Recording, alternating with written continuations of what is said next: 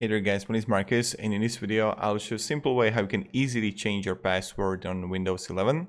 So let's start. The first thing that you want to do is just be in Windows 11. Now when you're going to be here, next to the search is going to be start button, right? Click on the start button. And then what you want to do is just simply under task manager, you're going to see settings. Click on the settings. When you're going to be here, you want to simply go to, let me show you, accounts, sign in options, and then you're gonna have the password, and then you're gonna have the change here.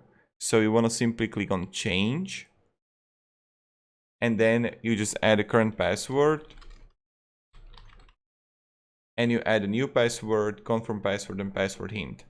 So these are the two. This is how we do it, and I'm not going to change mine, but this is how you pretty much do it. So thank you very much. Definitely write down below in the comments if this video helped you. Have a great day guys, and goodbye. See ya.